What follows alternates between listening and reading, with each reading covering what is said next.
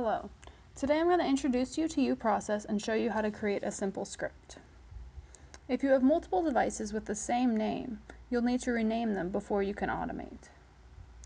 To rename a device, right-click on the device name in the Interfaces tree and select Rename. Rename your device and click OK.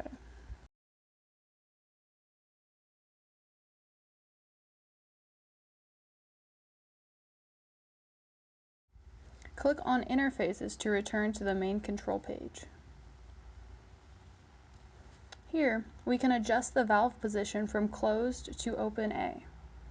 Select open A and then click Apply All Settings Now. This will change the valve position. You can also select Update All uDevices continuously, so uDevices will be updated as you change the settings. To turn off this setting, click on Stop All uDevices. You can set the target volume of the syringe and its flow rate by entering your desired values in the respective text box.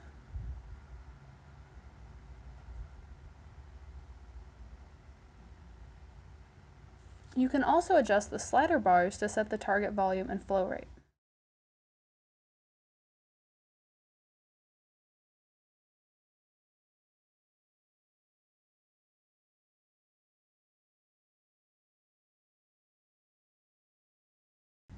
Click on Apply All Settings Now and the syringe will start moving.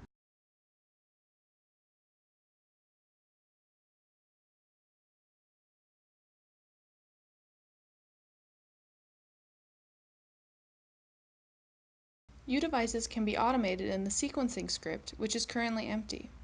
Access the script by clicking on Sequencing Script. Return to the Interfaces window by clicking Interfaces. To use the script wizard, first make sure that Update All uDevices continuously is not selected. If it is, click on Stop All uDevices to deselect it. Start by setting up the first step you want to create. In this case, we want to set the first valve to position B. Then click on Save as New Sequence Step. This will open a dialog box where you can create a step name. Here we are going to name our step Valves B. For this step, make sure that Wait until all devices are finished and Continue are selected.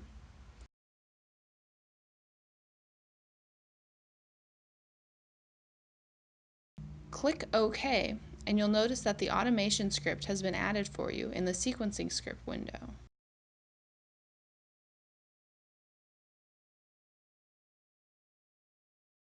Return to Interfaces and we'll create the next step.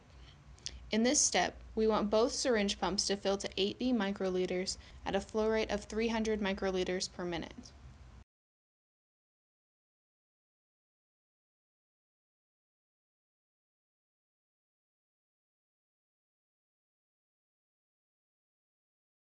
Then we will create a new sequence step that we will call Fill Syringes.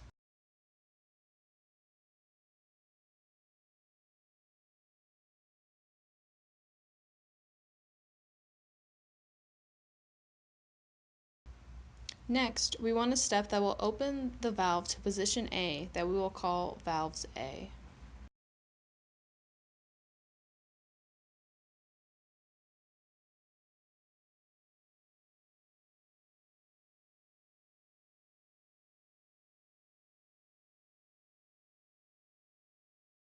Finally, we want the syringe pumps to inject their full volume into the chip or sample. We'll set both pumps to move to a fill volume of 0 with a flow rate of 100.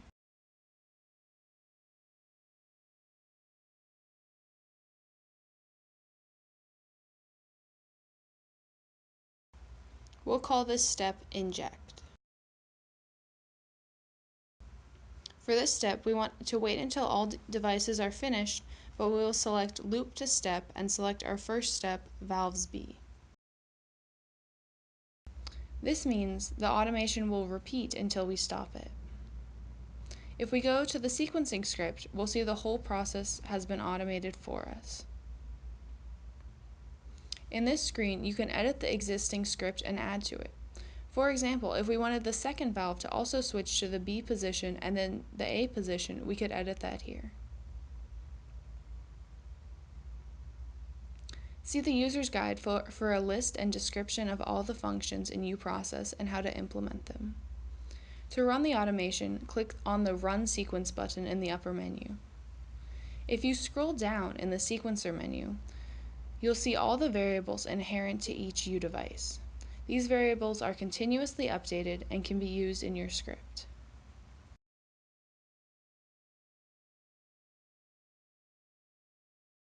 Click on Interfaces to return to the Control Panel page. Each instrument is updated based on its current position.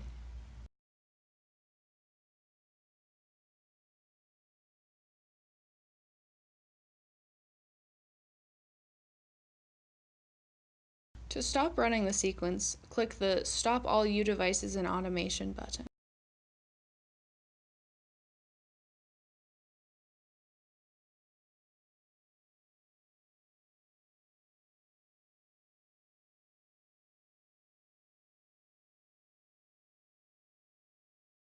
Script errors will show up in the output window at the bottom of the screen. Double-click on an error or warning to highlight the line with a problem. A script cannot be run until all the errors are fixed. In this script, there are 2 errors and 1 warning. By double-clicking on the first error, we see that it does not recognize the command set valve. This is a typo. The correct command is set valves. The next error is on line 9. This is a sort of cryptic error message, device not found, fill syringes. Step names cannot have a space in them. Replacing the space with an underscore fixes this problem. Finally, there is a warning on line 13. Scripts can still be run even if they have a warning message, but they might have runtime errors or not work as intended. This message says that a setting may be out of range. On this line, the syringe is instructed to move to 800 microliters. This is above the maximum syringe volume of 80 microliters. We can change the value to 80, or we can use an inherent variable by entering syringe2.maxVolume. Looking at all the variables in the sequencer, we see that this value is 80 microliters. If you have problems, check out our troubleshooting guides or contact LabSmith support.